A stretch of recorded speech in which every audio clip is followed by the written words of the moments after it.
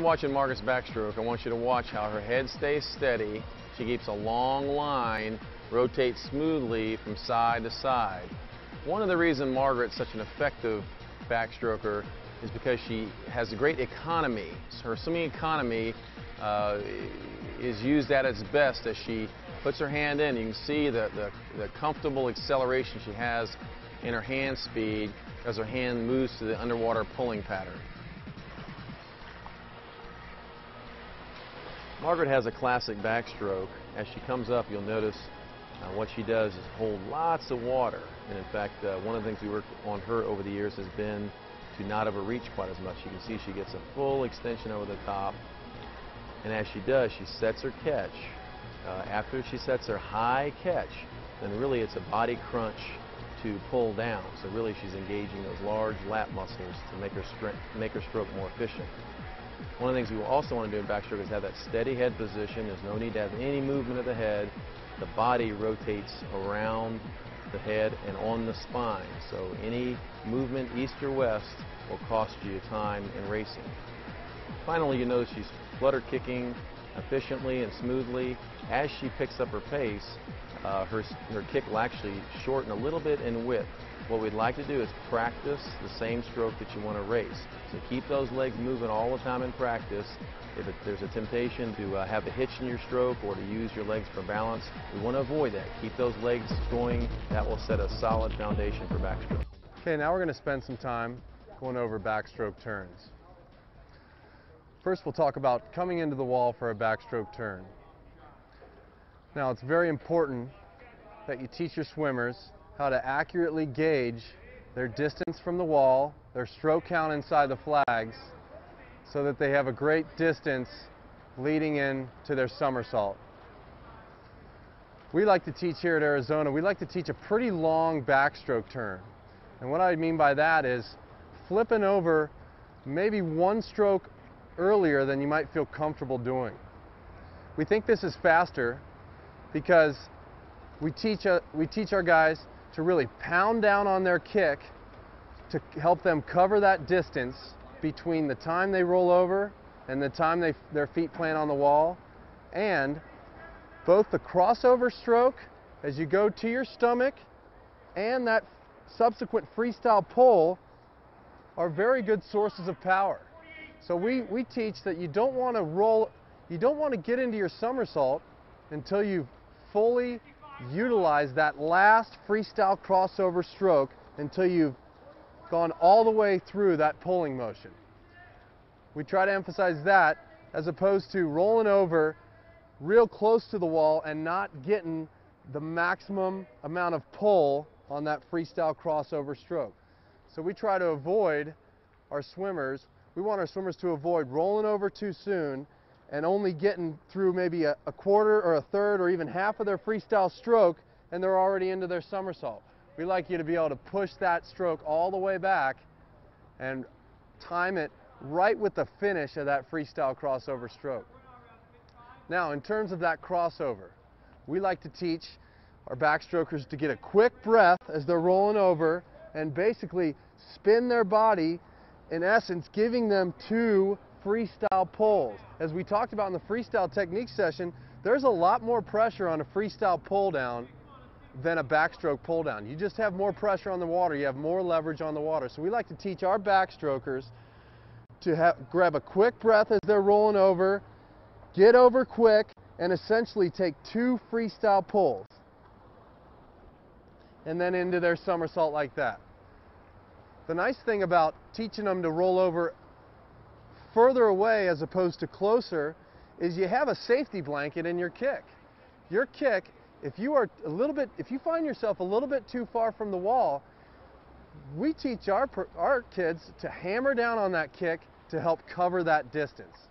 So people have a tendency, especially young swimmers have a tendency, as they're rolling over, they stop their kick.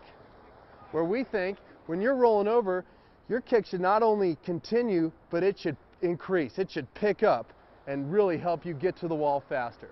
So that's a real important window of time to continue and increase your kick. And we teach, as the rules state, you're allowed to keep kicking all the way through that final freestyle pull. So we want them to keep kicking all the way through their rollover and all the way through that freestyle pull. Okay, so we've talked about everything up to the point of planting your feet on the wall. Now, as far as your push-off goes, just like in a freestyle flip turn, you want to avoid over-rotation. You only want to rotate to a point where your face is looking directly up at the sky and your back is parallel with the bottom of the pool.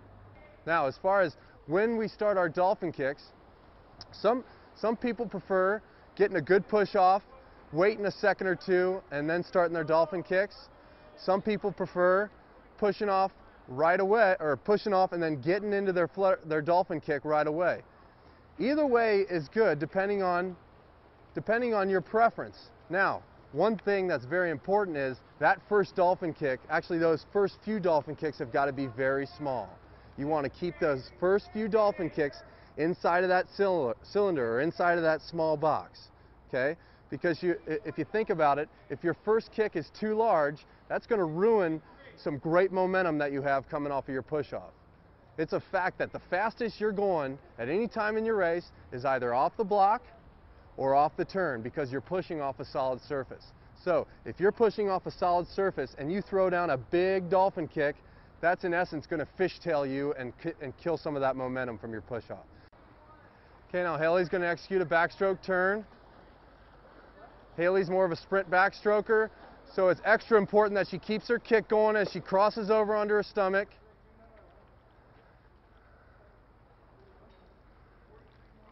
Okay, and then notice how she doesn't over-rotate into her somersault. She just rotates to the point where her back is parallel to the bottom of the pool for her push-off. Okay, here comes Denton for a backstroke turn. He's crossing over. Note that when he was crossing over, that first stroke was essentially a freestyle pull. You can get more leverage on a freestyle pull than you can on a backstroke pull. So that first stroke was essentially a freestyle pull. Then he picked up his kick. If you notice, that kick increased. It didn't just continue, it actually picked up into his crossover, into his final stroke, and then he was on the wall. So you want to keep that, very important, you want to keep that kick going all the way through that crossover onto your belly and all the way through that freestyle pull leading into your foot plant. Okay, Haley's going to execute another turn. Full speed this time.